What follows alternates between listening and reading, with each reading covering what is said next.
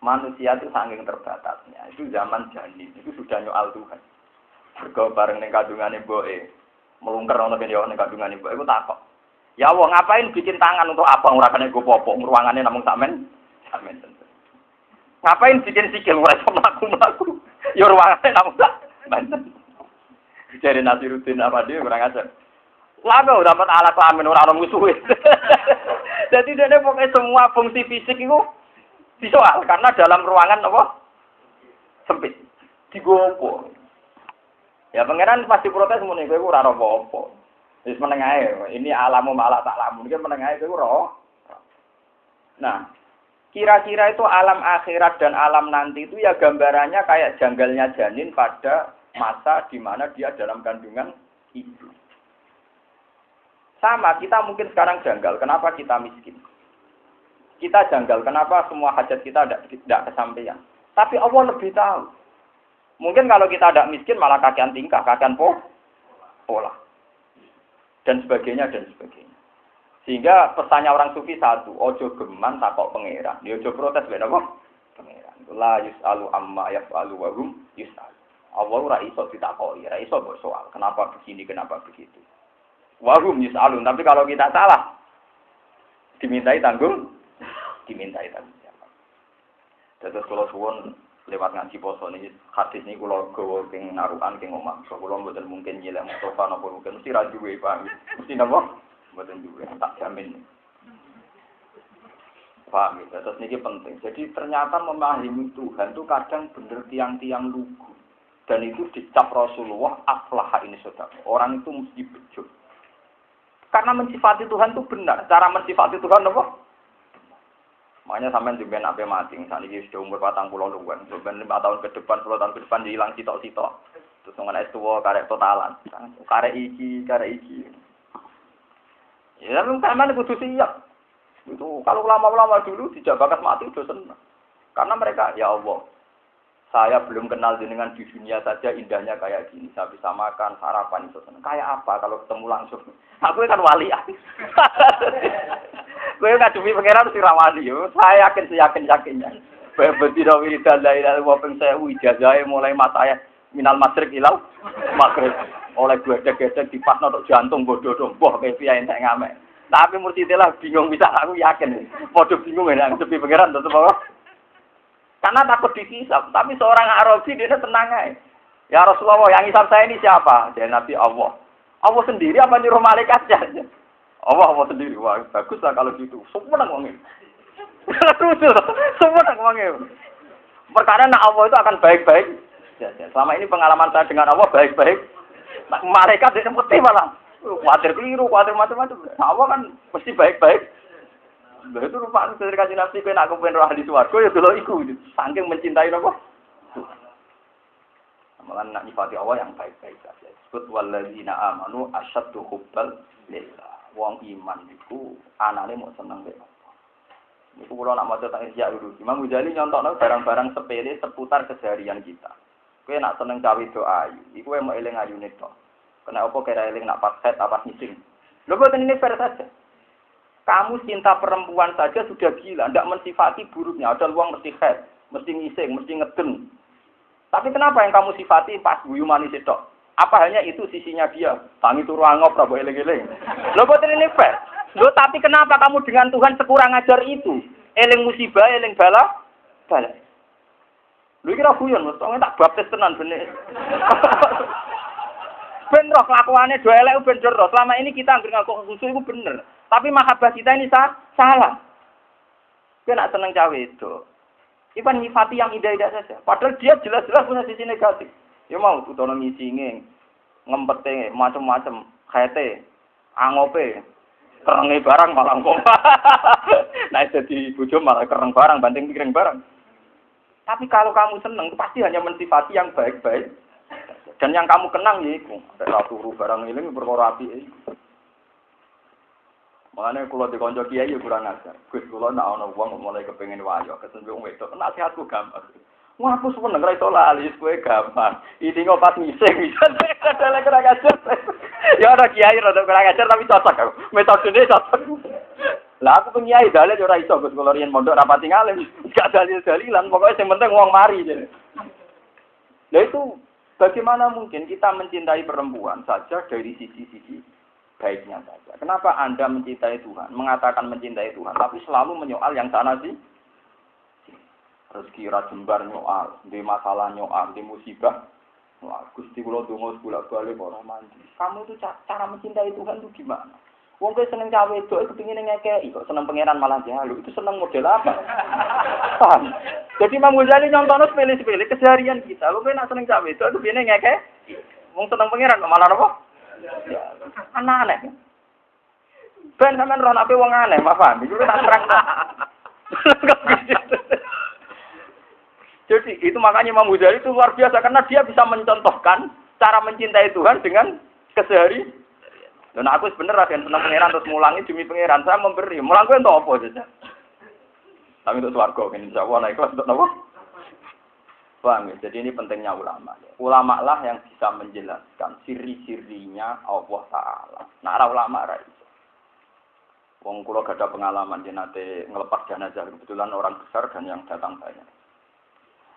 Karena dia itu orang soleh, orang-orang itu keberatan kalau dia tidak tak puji-puji. Tapi saya kan sebagai ulama ya konsisten saja. Pak Yai ini yang soleh, tapi jenis warga orang krono ngamalin. Bukan cukup ngamalin lagi mlebu warga. Niku anaknya mun mirip. Lah saleh dikon pidato aku ora ngongkon. Kula nggih tenang mawon. Tak jelasno. Pak soleh-soleh Pak Yai ini sini umure 80 tahun. Jadi kalau surga karena amalnya, tentu durasi surga hanya 80 tahun. Tapi kalau krono fadhole Allah niku rantek. Nah, niki jenengan seneng krono ngamali atau krono fadhole. Fadhole mawon Gus, fadhole.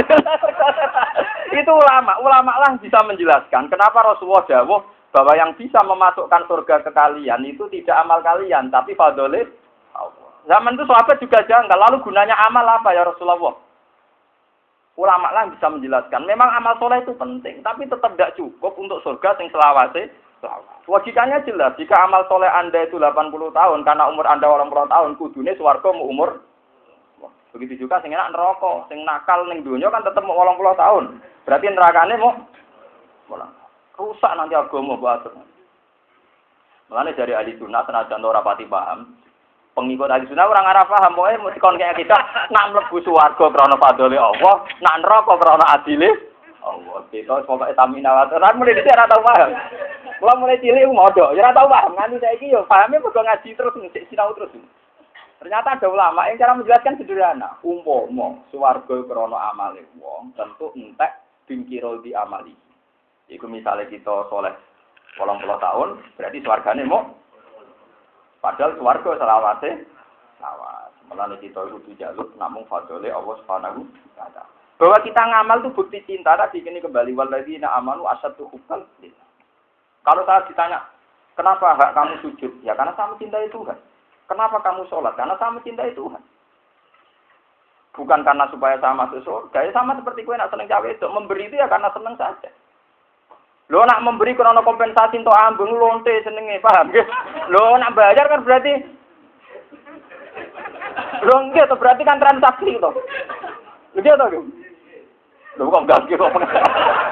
Kado cerdas, maksud ini sih. Betul, kalau ini nama cerita ikhya, betul. Tidak niat menfonis, betul. Ya ini cerita saja, cerita normal saja.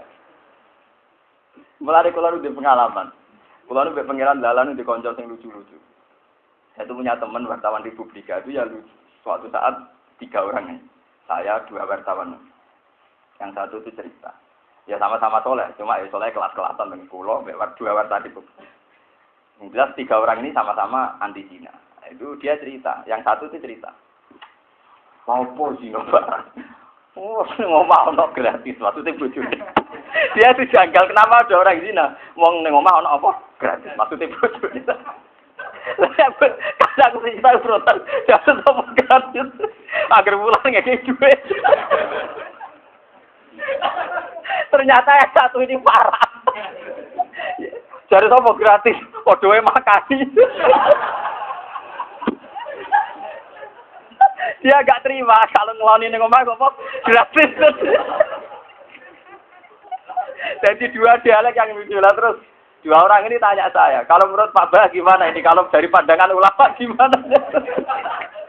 Wah susah, masuk akal. Ternyata istri kita tidak baik-baik amat karena bayar kasus itu. Wah, yo kasus, nah diatur gini yo kasus. Ternyata karena itu tadi bukti mencintai itu memberi tanpa kompensasi. Itu dialek ya, itu sah saja dalam proses sosial itu apa? Sah saja, rasa berebut nanti. Sosial itu naik kabeh. Mulane wau kula balik, saya tuh seneng sama sufi-sufi kayak Nasiruddin Koda, terus Sayyid Sabin Al-Hasan. Karena orang sufi itu yang bisa menertawakan dunia, yang bisa menertawakan dunia itu orang apa? Itu suatu saat Nasiruddin itu datang ke acara pesta gitu, acara pesta ini. Dia pakai baju lusuh, ketune kuning, soalnya lusuh, dibiarkan ya. Karena yang datang kurang pakai dasi, pakai pakaian parlente yang pakaian yang najis-najis. Terus dia pulang pakai jas, pakai dasi, pokoknya resmi, terus disambut. Disambut, dia ngambil, monggo-monggo dikasih teh atau apa minuman, disokno ning sae. Panganan tuh yang mewah-mewah dilebokno sae. Ayo coba makan yang kenyang, minum yang darane wong edan to. Darane wong apa? Dan dia menjelaskan, tadi saya masak lusuh dan ya saya, orangnya ya saya.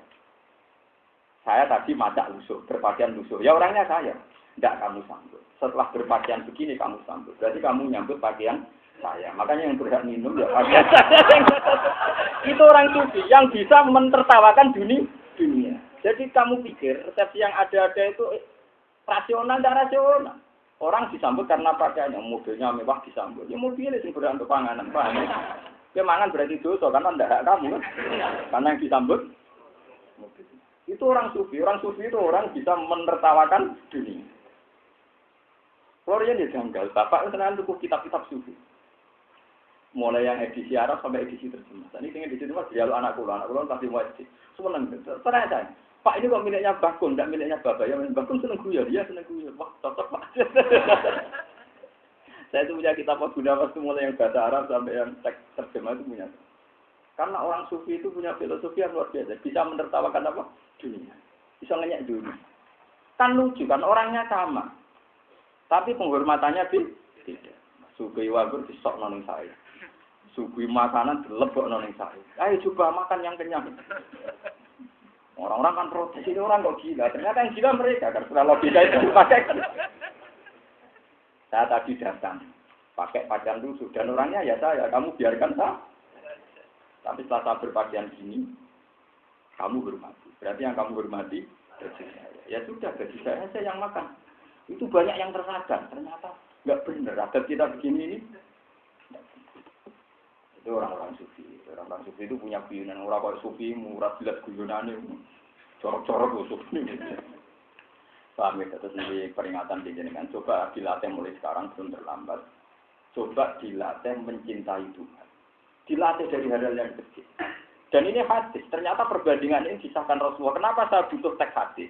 Ternyata perbandingan kayak gini disahkan Rasulullah Shallallahu Alaihi Wasallam. Ketika seorang perempuan memperbandingkan kasih sayang Tuhan bahwa seorang ibu tidak akan melempar anaknya di neraka. Dan perbandingan itu disahkan Rasulullah Shallallahu Alaihi Wasallam. Kalau Allah lebih arham, lebih rahman, berarti tidak akan melemparkan kita ke neraka. Dan teman harus yakin itu. Memang sebetulnya tidak akan. Kowe wae sing mlayu ke susuru. Coba keliraken nek. Oh. Nah, itu akhirnya Nabi jawab.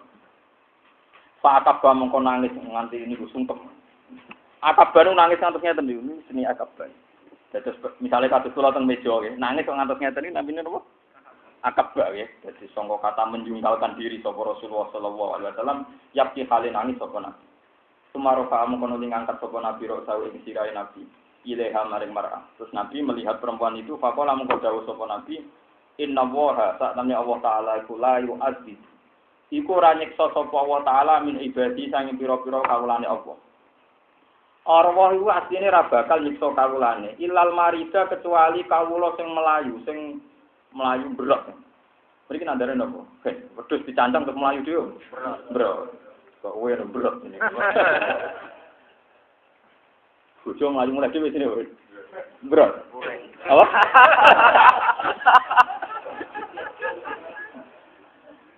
Poligami mek kawin pemindo iku padha ngrasakno wong loro. Paham ya? Jadi padha wae. Poligami yang ngrasakno wong loro, rabi pegatan rabine yang ngrasakno. Nah iku ilmu nek rugen. Ya iku kodok-kodok kudu ditampa. Inna wa ta'ala la ya'dhikurani sapa apa minibadi sing kawulan apa illal marida kecuali sing berot al mutamarrida kang banget berot kang mlayu. Allah dirupane wong ya tamaratu kang berot sapa wong ala wa sanging pangeran. Wa abalan mo sapa wong ayaku lan to ngakoni sapa wong ora gelem ngakoni la ilaha illallah. Jadi maksudnya ngeten niku.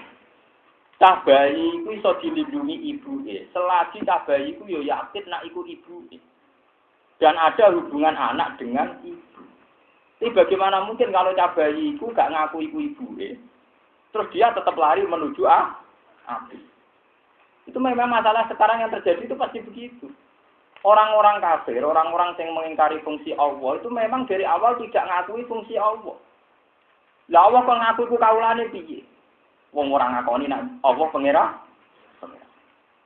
Mulane kalau nanti ngaji kemudian nanti saya kutipkan, saya fotokopikan tafsir At-Tabari itu ada hadis sahih menerangkan Allah itu ternyata zat yang luar biasa adilnya. Jadi nanti di orang-orang Masar Allah pidato begini. Ya rada ngeri ya pidato ini. Wow kayak dawuh Sabtu Qadir. Ayuhan nas, kamu tahu saya siapa? Ini mulai wong kafir, wong fasik, wong soleh, wong sedengan kumpul kabeh. Semuanya masih ana kabeh. Ya Mustafa ana, Rukin ana kabeh. Aku kok ngarep ben nguri, tapi ana kabeh. Nah itu pidato pengiran. Ayuhan nas, kamu tahu saya siapa? Mereka menjawab, tahu ya Allah, Engkau Tuhan. Terus Allah ternyata masih melempar satu pemikiran yang jernih, yang normal.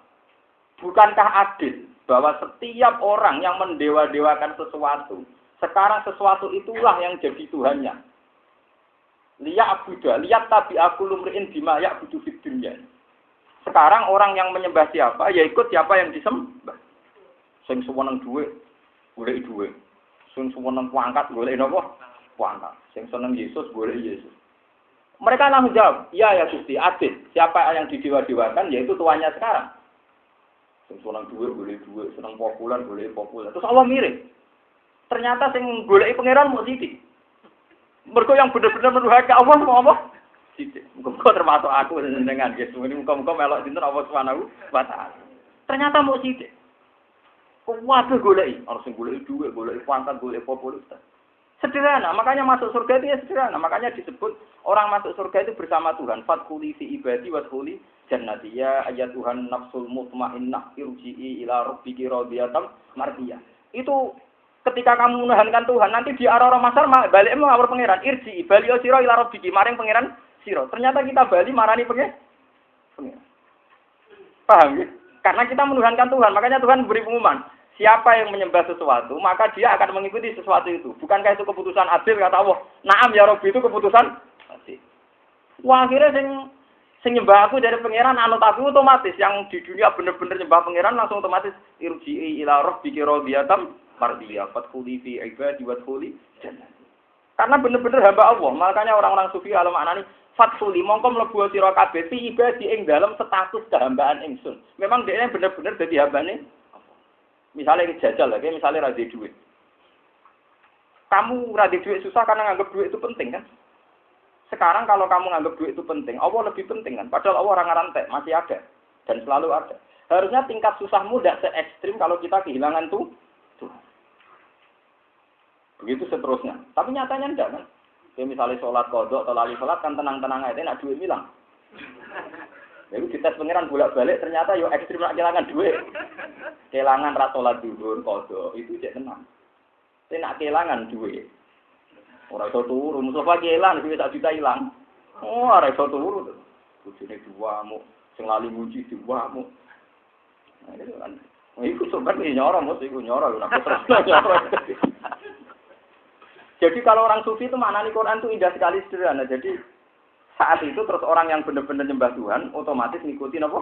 Tuhan.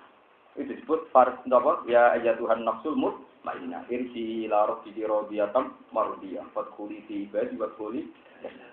Tapi orang-orang yang menuhankan hawa nafsu yang disebut afara'ata man ittakhadha ilahahu hawa, orang yang menganggap hawa nafsunya itu sebagai Tuhan, itu nyari-nyari bingung.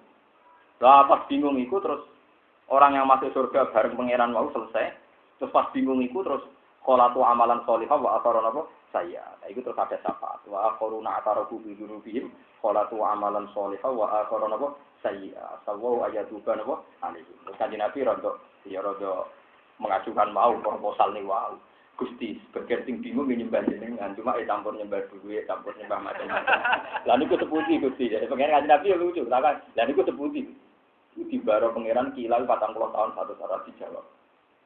Baro, mergo nyembah pangeran, nyembah duit, nyembah pangkat itu padha iku bingung. Orang-orang maksamu bangun pun. Ya kayak zaman itu siati hunafil ardi niku pun bingung. Makanya ciri utama orang sesat niku bingung. Makanya pangeran nak gambarno yang sesat niku orang sing hairona, orang yang bingung. Lahu ashabu yatunahu ilal huda bingung. Hairon. Jadi orang yang tidak mendapat hidayah, ciri utamanya itu bingung. Karena memang enggak terima. Dia mencari sesuatu yang tidak terima, yang tidak final. Kulo nu ngrasakno teng awak kula piyambak. Kulo niku nak misale kepikiran kepengin napa, kepikiran wong saleh kan ya macam-macam. Wong saleh lalu kadang ya ora pati bener gitu. Artinya cuma orang bener wong saleh ora kepen maksiat. Misalnya saya sebagai wong saleh kadang kepengen haji atau kepengen ngaji, kepengen mulang. Ya kadang punya keinginan kesalehan, kadang kepengen tahajud, macam-macam.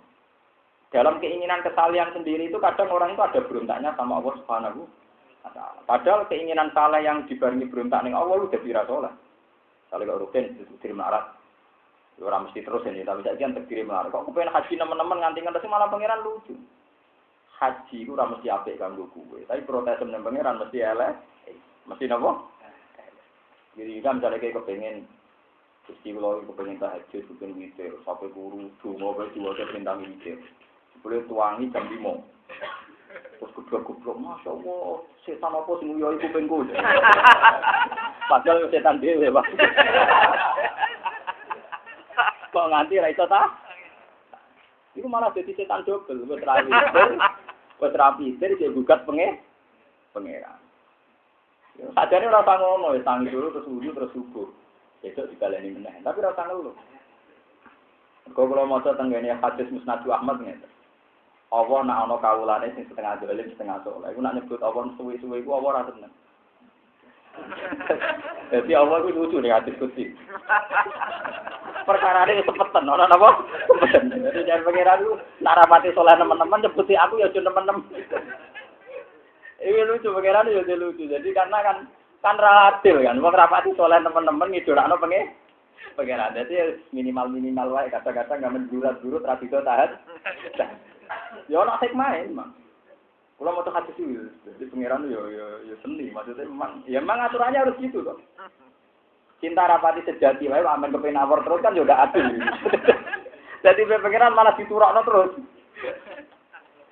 Mulane ketika Imam Tobari nafsiri fadkuruni adkurkum, kamu ingat saya, maka saya akan ingat kamu. Itu kanjeng Nabi diwarai pangeran, hei Muhammad, kawulamu sing dolim-dolim iku, ya Islam tapi dolim-dolim. Kon eling aku arang-arang ae, bedak salat fardu. Kena napa Gusti? Wah, nek eling aku terus aku eling dhek, terus aku eling salah. Nek eling saya kepen nyekso aku. Jadi ingat, jadi kak kowe kesuwen eling, wah suwe-suwe yo cara komputer lu di reset meneh terus diwaca meneh terbaca meneh. Soale Pak Mustofa jenenge Sapir, dieling-eling sebelum jenenge tau ora Mustofa. Salah ya dieling-eling. Saiki sopan dulu bisa tau Pak Tril kan terus dieling-eling meneh to. Lah iki nak rapati saleh iku ilinge disuwi-suwi. Mbok marahi terus kowe lah ya dieling-eling disuwi. Lah iku sebagian kasus. Paham ya? Jadi kabeh ana hikmah maksudnya niku kula suwun. Nak sampean mung saleh kok ben kaapian, kepengin wae. Nek ora kesampean ora usah protes. Sesuk dibaleni meneh. Tapi ora usah napa? Protes. Kulo di arang-arang tahajud, arang-arang witir, tapi ora kena ditiru paham.